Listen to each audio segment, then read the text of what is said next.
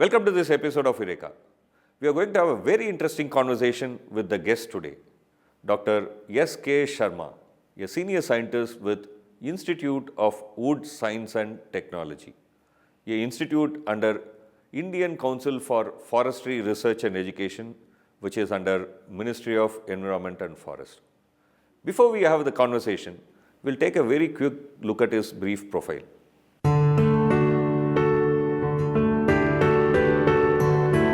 Professor S K Sharma is a senior scientist at the Institute of Wood Science and Technology in Bengaluru.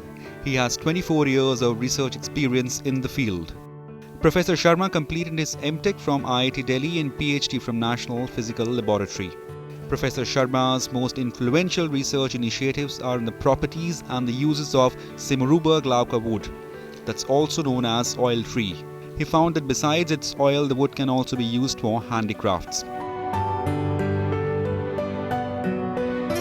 With more than 90 scientific publications to his credit, Professor Sharma is a recipient of several fellowships and awards. Thank you for being with us. I'm told there is a wood called ironwood. Wood, usually we all know, floats in water, but this ironwood sinks. It's supposed to be the hardest wood in the world. Heaviest wood in the world. What is the heaviest wood in India? Heaviest wood in India is Acacia chundra, and we have a sample here. This is the heaviest wood in India. Its density is around 970. Which is heavier than teak. Heavier than teak. Teak is around 630 or so, 630, 640. And the lightest wood is the balsa wood. Its density is 180, 185. Okay, that's a kind of range. 180, 185 to 900. Yes. That's a kind of range that we 180 to around 970. And this ironwood, which is the heaviest wood in the world, that is 1,300. The density is. That's a ironwood. Yeah, very interesting. We all think that wood means what? I mean, after all, just a wood. I mean, there is so much of science behind it, and that's what we are going to explore in this conversation. So let me start with something very interesting. Just behind you, I can see quite a lot of wood specimen. I think there is something like about 1,225 specimens from different countries, different trees, 1,225 trees. Wood is behind you. Why are you having this collection here? Is it just for fun? Like some people have some fun in collecting stamps. You are collecting just wood and keeping it here for fun? No, it is not like fun. Like a library, a person go to library to consult that literature. What are the very information available? And this is also called a xylarium, where we have the collection of wood from various parts of the world or different species. And it helps us when we get an unknown sample to authenticate that sample. Suppose many times we get the inquiry from the common man or some whoever is using the wood, that contractor or that person has supplied this wood, whether this wood is that particular wood or not. In that case, we take the help of this xylarium because we have here authentic samples. Like two persons, they cannot have same fingerprints. Yeah. Similarly, the no two woods in the world can have the same structure. Same structure? Same structure. What do you mean by structure? Yes, like this. This is the structure of Tectona grandis. This is the teak. Teak structure will be something like this. Teak structure will be this. Okay. And if we take mango, like another wood, its structure is like this. Very good. Let's take a look. For example, this is a teak structure. Yes, sir. And what you see there is a mango structure. So you can see clearly difference. And this is a picture through a microscope, yes, right? Yes. So that gives us kind of That gives some idea. And not only just by physically seeing it, there are some various parameters which we have to study. There are around more than 200 parameters. At what stage we can identify it. Sometimes we can easily, just by seeing, we can identify. Sometimes we have to keep on that, basing the parameters, and then at one stage, we will be able to distinguish. Okay, very good. But who are the kind of people who will come to you for finding out what this wood is? After all, when you see a wood, you will know what is the wood is, right? Right. Whenever the CCU, CPWD, L&T, BSNL, all these things, they give the contract. They are not themselves constructor. They give the contract to the constructor, and they say, okay, you use that teak, or you use shisham, or you use this wood. So whether that contractor has supplied that wood, same wood or not, or sometimes he is mixing also. Suppose you give an order of large quantity, then some 1% or 2% he will just, he can mix. There is a possibility. So in that case, we ask that user to give some random sample, send some sample, wherever he has doubt, whether it is that or not, to give some samples, and we charge a very nominal rate. It is as per our council rates, and then we take that sample, and we have the authentic slides of these samples. All this collection is the authentic wood. Have a sample, have a library, have the slides of these, and then we compare that. And after that, we generate the report and give that report to the concerned person. And the report also we keep the confidential. We don't entertain by hand, send it by post to that person, and then accordingly he or they can actually take action. They can take. So it has a use not only in academic sense but also in practical commercial sense. Yes. Your library has a very interesting use. And also sometimes lot of students, they visit, they come to the xylarium because they read in the books all these things, but practically they can't see anywhere because the xylarium, this is the second biggest in the country. First biggest is the FRI Dehradun, and this is the second biggest in the country, and the biggest in the South India. So here we have a collection of wood, all these woods, and besides these woods, we have the collection of disc also.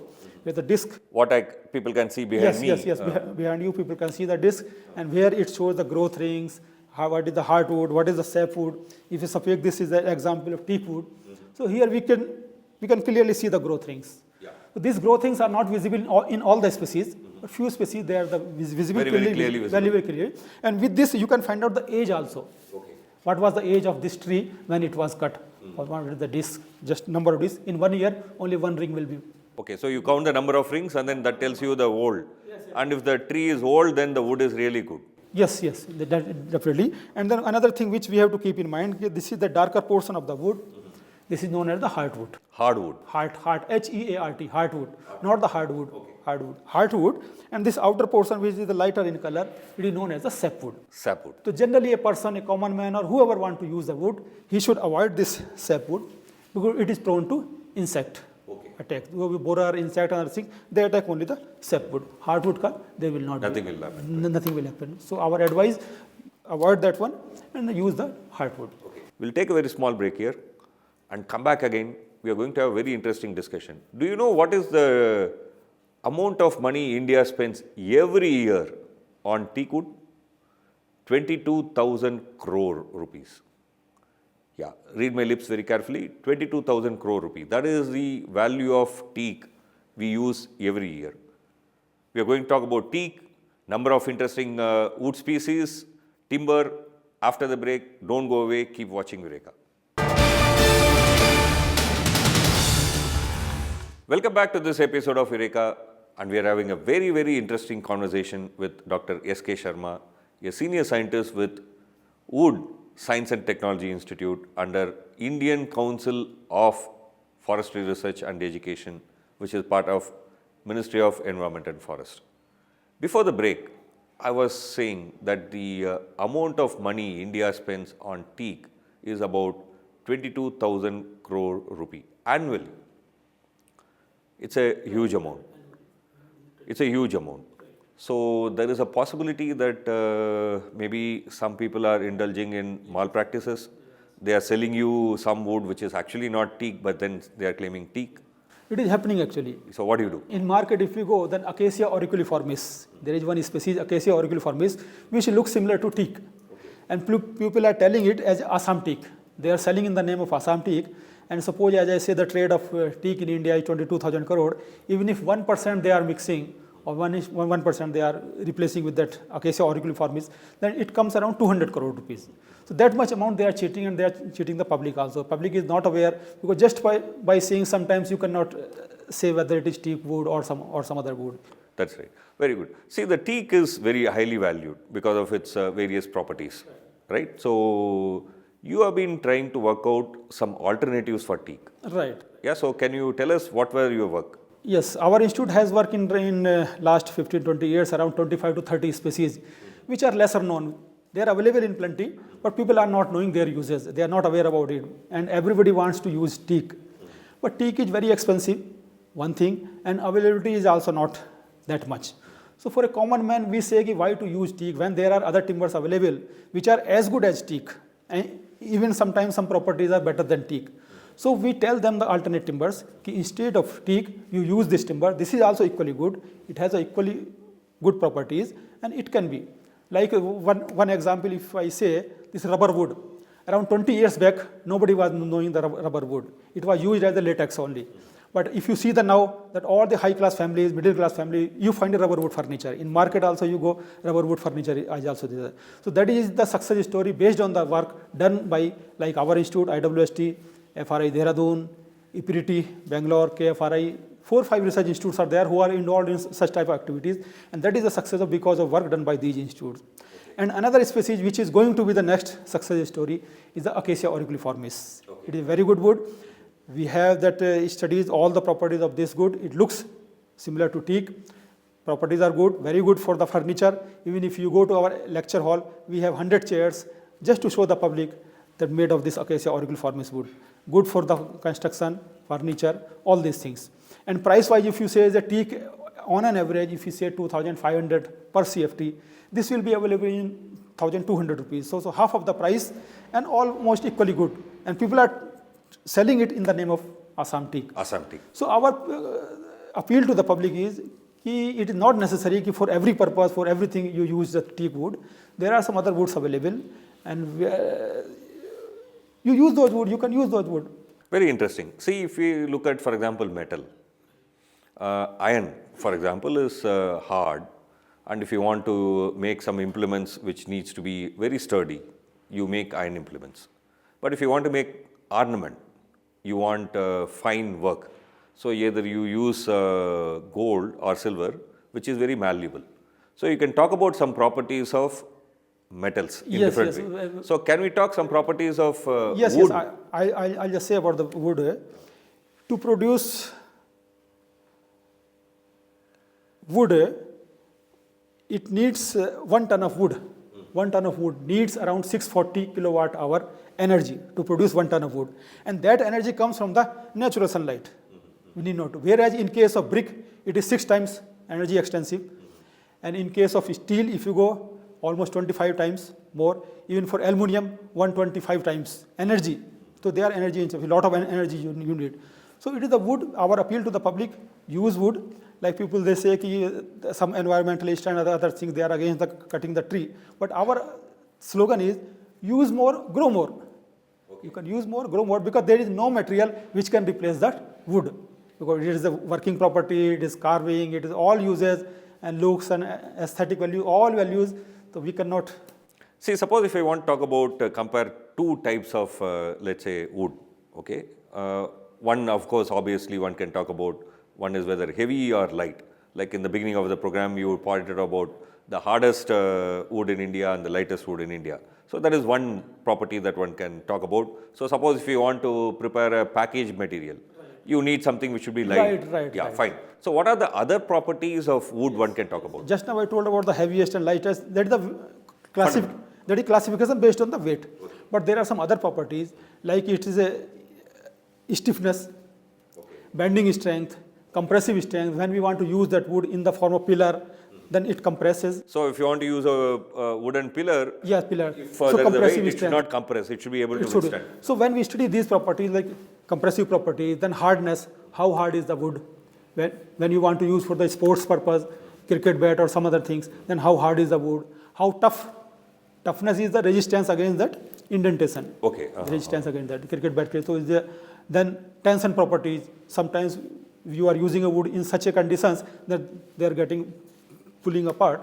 So there are the tensile strength, bending strength, compressive strength, hardness, the nail and screw holding power. That is also very. So basically, if you nail a nail, the wood should not break. Should not break, and if we have put the nail or screw, then how much load it can bear at. Okay. So it should not come out very easy. It should not come out very easy, how much maximum. So we have one universal testing machine where all these properties. It's a very interesting thing. In the beginning of the program, we talked about one property of a wood. Wood is heavy or light. We talked about the heaviest wood in India and the lightest wood in India. In addition to this heaviness and lightness, which is more to do with its weight, what are the other properties of wood which are very important? Yes, there are around 9 to 10 properties of wood. This is one of them, is the weight is one of them. Yeah. But besides the weight, then we have the hardness, we have the compressive strength, we have the bending strength. Compressive strength is because if you are going to use wood as a pillar. Or suppose the leg you want to use as a chair, the legs, they are getting compressed. So whenever we want to recommend any timber for any use, then we have to study first 9 to 10 properties, compressive strength, bending strength, hardness, shear strength, then nail and screw holding power also. Okay. What is this nail and screw holding Nail power? and screw is the how much that when you put a nail, then what is the force, maximum force it can have. It should not come out easily. What is that? That is one thing. And based on these, once we determine these 9 properties, 9 to 10 properties, we have one universal testing machine. All these properties, and for each property, there are standards, BIS, what should be the sample size. When we study the properties, what should be the sample size, what should be the rate of loading, how do we apply the load, on which surface we have to apply the load, because the wood, it has 3 different surfaces, tangential face, radial face, then ends. All these things, everything is defined in the BIS. We study the property with the BIS. And once we study these 9-10 properties, then we find the suitability indices. And we compare with the TEAC. And once we find the suitability indices, then for every use, there are some mathematical formulas are there. Suppose we want to use this wood for furniture, then there are some calculations. And we do those calculations with these properties and find whether it is suitable or not. One cannot use one wood for all the purposes. All the purposes. Suppose if you are using one single chair or table, or you are making in your house, no problem. But when you want to use in a large scale, then you have to see whether that species is recommended scientifically, supported for that particular use. For that, BIS standards are there, classification of timber for various end uses. In that standard, they have classified the timber. This species can be used for this purpose, this can be used for this purpose. And that standard is made based on whatever work we do, whatever research we do, like our institute, and similar to us, as I told you, there are some other institutes also. So whatever we study, we just pass on this, our result and our information to BIS, and they can modify also from time to time. Oh, fine. Very good. Very interesting. Actually, I think this is the principle behind using only certain wood for, let's say, for example, cricket bat. Because when a ball hits a bat, the wood has to be kind of elastic. It should slightly take in the ball and then push it out. If it is very hard, then you can't play cricket in the same way. I mean, that's what I think. Very interesting point. Let me ask you another question. You have spent more than 20 years in this institute working on wood science. If I ask you one work that was very satisfying to you, what would you say is? Yeah, my work done on Simaruba glauca. That is one of the species, Simaruba glauca. It is known as the oil tree or sometimes paradise tree also. So it has multiple uses. Basically, it was grown in India for the edible oil purpose, vanaspati oil purpose. Then we thought, since this wood is available, trees are available, and sometimes this Odisha Forest Department and 1 or 2 more who have grown this Simaruba glauca, they approached us. So we thought, let us see where we can use the timber, which is the byproduct in this case, because it is mainly for the oil purpose. And Simaruba glauca, we have studied, we have taken this wood from Karnataka and some other states also, compared the properties, find out the uses, and it is a very good timber which can be used for the artifacts, making the handicraft items. Can be very useful for that, this handicraft industries. And lot of export of India is in terms of these handicraft items. You have in Sagar, in Jodhpur, there are some few places which is a lot of these handicrafts. So a lot of artisans can actually benefit from your work. And one of the good properties of this, it is naturally insect resistant, very light, not very heavy, and then it has a light color. So it takes, when you add some extra color or color it takes all the colors. And artisans also, we have taken their feedback. We went to, in Andhra Pradesh, 2-3 places, we went to Andhra Pradesh. Yettukopakka is a place where the artisan sector is there. Then we went to Chennapatna, Mysore. So 4 or 5 places we have taken the views of the artisans, and even Handicraft Development Commissioner Office, they also work. We have taken their views also of this particular species. They are all happy with this. All happy with this, provided that is material should be available, raw material. That is it will take little time because it is just catching up, growing, people are growing, so it will take time. Once the material is available, raw material, then it can replace or it can be an alternative to Rhytia tintoria, that is known as Dudhi, which is in south, that is known as the perfect timber for the artisans. Very good. We are having a very, very interesting conversation, but we need to take a very small break. After the break, we are going to have a very interesting discussion. Do you know how many types of timbers are there in India? 1,600. But how many of them have been studied? We are going to ask him. We are going to explore what this institute is doing. After the break, don't go away. Welcome back to Eureka, and we are having a very interesting conversation with Dr. S K Sharma, a senior scientist with Wood and Science Technology Institute in Bangalore, which is part of the Indian Council of Forest Research and Education, which is under Ministry of Environment and Forest. This institute, when was it formed? That's a question with which I'm going to start this conversation now. When was this institute formed? Yeah, this institute was formed in 1938. 1938. 1938. This land was given the Maharaja Mysore, ODR, and that time it was known as Forest Research Laboratory. Okay. Then in 1956, it was named as the Sandal Research Center, and all our research was mostly oriented towards the sandal because a lot of sandal is found here in Karnataka. And in 1988, with the reorganization of National Forest Policy, this institute was named as Institute of Wood Science and Technology. Very interesting, very interesting. There are something like 1,600 species of wood which can be used as timber in India. There are around 4,000 species, wood species in India. Okay. Out of those 4,000, 1,600 has commercial values, which can be used as a timber. And out of those 1,600, around 450 or 500 species have been studied by our institute, IWST, FRI Dehradun, IPRIT, KFRI, like 4-5 institutes are there. So in all together, they have studied around 500.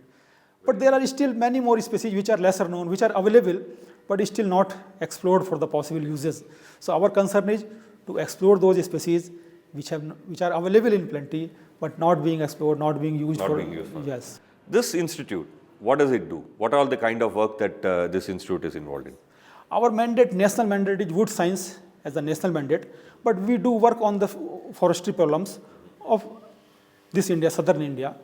So we have one tree improvement and genetics division which takes care of the propagation of that timber species, develop the protocol, and do some the genetic improvement, all those things related to the forestry, that is one.